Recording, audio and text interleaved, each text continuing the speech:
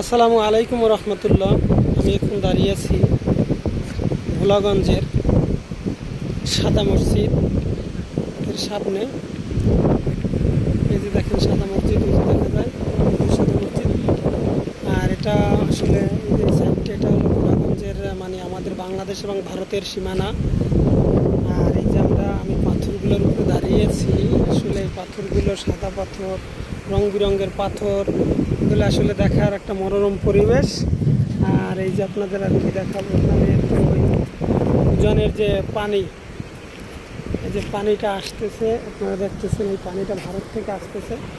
আর এই ভারত থেকে পাহাড় ধসে যে পাথরগুলো নামে, এগুলো বাংলাদেশের নদীতে নামে। তারপরে এই পাথরগুলো আবার বাংলাদেশি লোকজন যারা আছে তারা নদীতে করে আহরণ করে ছোট ছোট নৌকো করে আহরণ করে ওরা মানে এক জায়গায় আমানত